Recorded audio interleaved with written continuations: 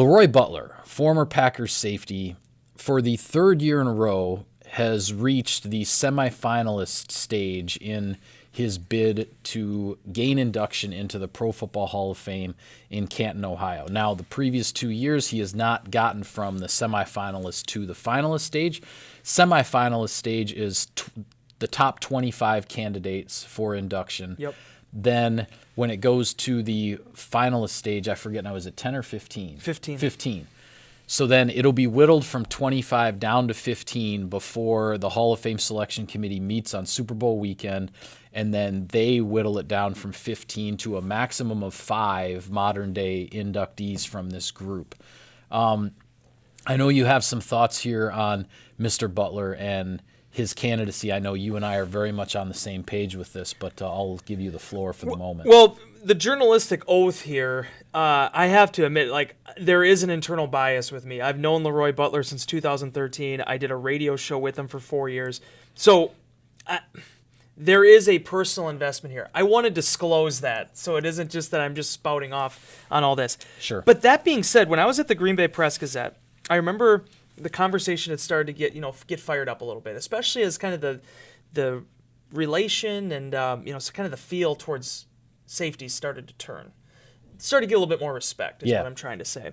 And there was a time that I kind of, in my mind, was able to understand maybe why LeRoy Butler had been overlooked. He got hurt. His career was over after 2001. Maybe he just didn't play quite long enough. Yeah, the career did end sooner than expected. And then about 2 years ago, I said that's absolute garbage. I don't know what I was thinking with that. Because then you start to see some of these guys.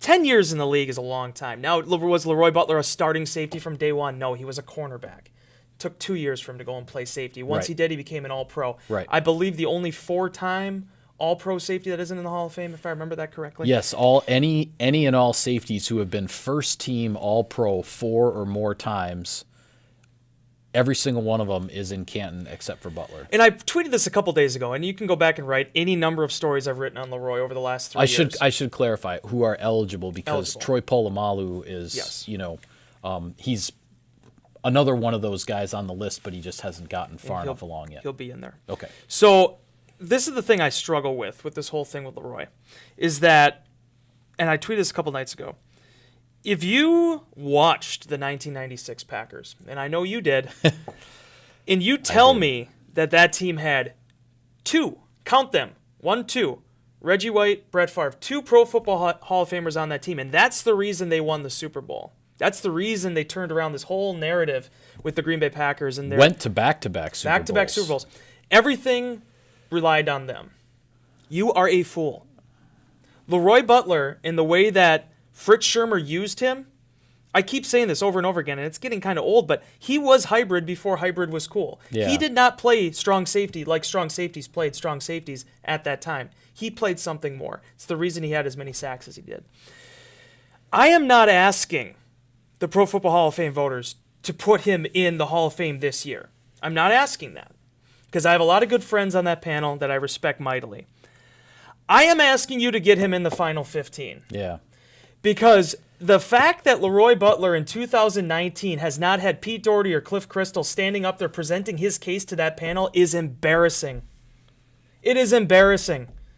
All due respect to Steve Atwater, all due respect to John Lynch. I hope they both get in the Hall of Fame at some point. The fact that LeRoy Butler has not been up there and is considered a tier below those two guys is unjust. Yeah, I agree with you, and we were discussing this before we turned the cameras on. I have nothing against John Lynch or Steve Atwater, but when a couple weeks ago when Butler was announced as a semifinalist for the third year in a row, I answered a question in Insider Inbox with regards to, okay, what are his chances? We've seen John Lynch and Steve Atwater both make the finalist stage over the last couple of years. Butler has gotten knocked out at the semifinalist stage. I look at Atwater specifically if you're going to make a side-by-side comparison. And the thing that I think is really unfortunate, because Butler's a 4-time first-team All-Pro, Atwater's got a couple of All-Pro nods, has a bunch more Pro Bowls. He has like 8 or 9 Pro Bowls. Yeah, he has, I think, 8 Pro Bowls. Butler doesn't have that many Pro Bowls. You look at the statistics, interceptions and sacks, Butler's got him beat. So from a statistical standpoint, there's a really strong case for Butler. And I have nothing against Atwater, but what I think is unfortunate here is it feels like the reason Atwater, who played a long time for the Denver Broncos, has been a finalist and LeRoy Butler has not, is because of the result of Super Bowl 32. Because of that result, Steve Atwater is a 2-time Super Bowl champion, and LeRoy Butler has 1 Super Bowl ring.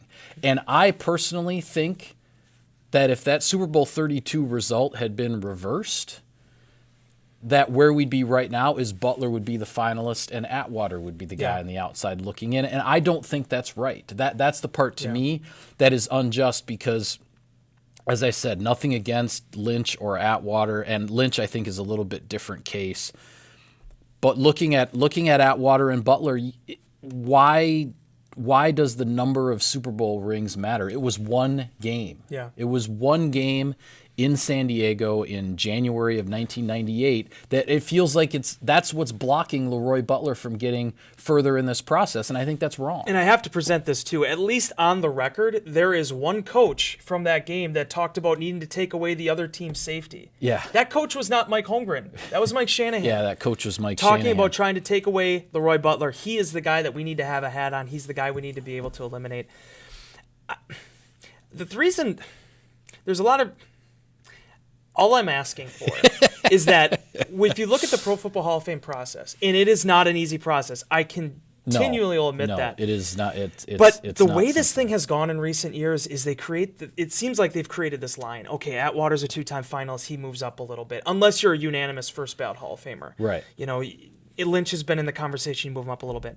I just don't want to be in a position where Atwater and Lynch get in as modern-day nominees, and they push LeRoy Butler off so that when he's 60 years old or whatever, he can go in. Yeah, then he has to go. LeRoy Butler is at peace with the fact he's going to be in the Pro Football Hall of Fame. He is the calmest cookie in the room as it relates to this he absolutely believes it's going to happen, and he doesn't sweat it, which I give him credit for that because you and I are the ones who are sweating it right now. But for little old Green Bay, Wisconsin, if you've lived here, if you've been a part of this thing, you understand what it was like for 29 years to be in just complete irrelevancy.